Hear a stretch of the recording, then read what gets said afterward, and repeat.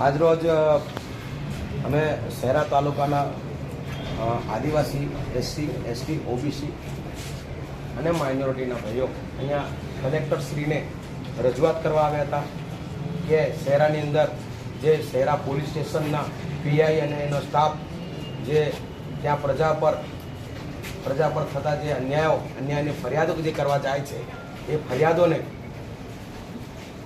FIR ન લેતા ત્યાં ધમકાવવામાં આવે છે અને ધમકાવીને ફરિયાદ ન થાય એ માટે તેને કોશિશ કરવામાં આવે છે. વિલંબ આઈન કેન પ્રકારે એસપી ડીવાયએસપીને જાણ કર્યા પછી ત્રણ દિવસ પછી ફરિયાદ લેવાય છે. એવા ઘણા કિસ્સા થાય છે. હમણાં મીઠાપુરના જે સરપંચ પતિ છે એમની પર રસ્તા પર અને જે એમએલએ ઓફિસ છે એની સામે આ ગઢવી અને સમાજના વ્યક્તિઓ જેને ગેંગ કહે છે, ગઢવી ગેંગ એમ કરીને, એ લોકોએ હુમલો કર્યો. તમારી જોડે તમને કહું છું કે તમારે ફૂટેજ હશે એમાં બતાવજો કે તે જાહેરમાં ફટકા મારે છે અને 3 લોકોને ઘાયલ કર્યા. એ માટે ફરિયાદ કરવા ગયા તો 3 દિવસ એમને ફેરવવામાં આવ્યા. ત્યાર પછી એ હજુ સુધી 3-4 પકડાયા, બાકી હજુ 10-15 લોકો બાકી છે.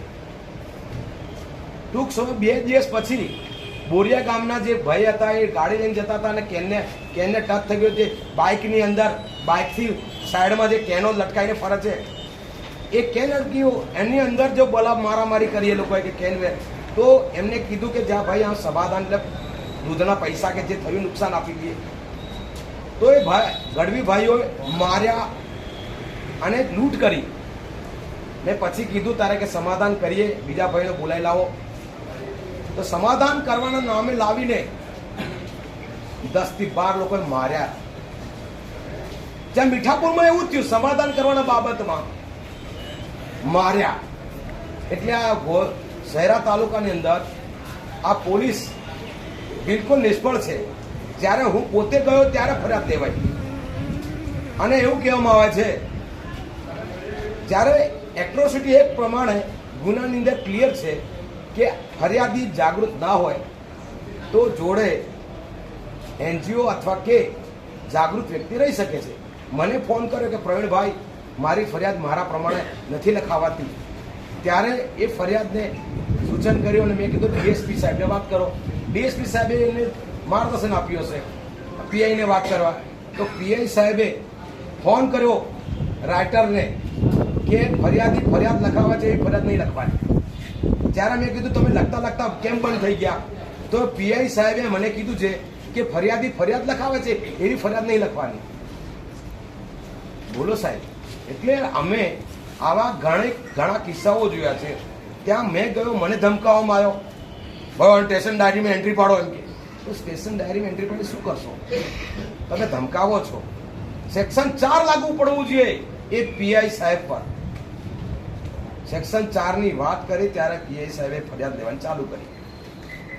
તો આ પોલીસનું કામ શું છે? ફરિયાદ લેવાનું, નહીં કઈ ધમકી આવવાનું અથવા કે ના કઈ સમાધાન કરાવવાનું.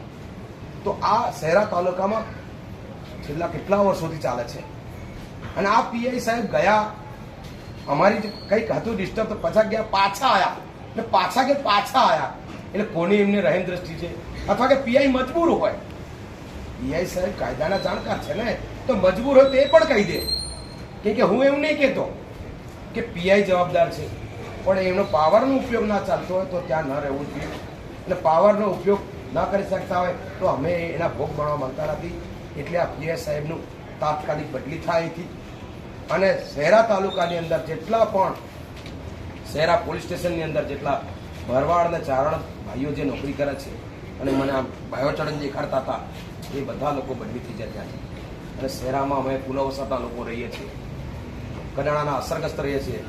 એ કડાણાના અસરગ્રસ્તો અને મીઠાપોરના બધાના અસરગ્રસ્તોને જો ન્યાય ન મળે તો ટૂંક સમયમાં અમે શહેરા તાલુકો છોડીને માદે વતન અમારા ડેમ ગાળા કરી આપો, ડેમમાંથી પાણી ખાલી કરી આપો, અમે જતા રહીશું.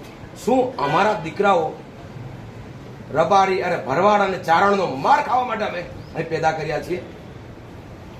અમને સરકારે જમીન આપી છે, એમની જમીન દબાણ કરેલી છે, એ લોકો અમને આદિવાસીને મારે, એ ન ચાલે સાહેબ. અને એ વાતને રજૂઆત કરવા માટે અહીંયા અમે આવ્યા. કલેક્ટર સાહેબ ના રજૂઆત સાંભળવાની આવી, 2-3 લોકો આવો. આ અહીંયા અમારે એ કેવું છે કે કલેક્ટર સાહેબ જો અમને દરવાજા તમે રોકતા હોય તો મય લીધીને શું કરે, એટલે અહીંયા આવી અને અમારા બધા લોકો આ જેટલા પીડિત શોષિત વંચિત લોકો છે, આ આદિવાસી લોકો, એમને આવે અને સાંભળી જાય, બસ આટલી વાત છે અમારી.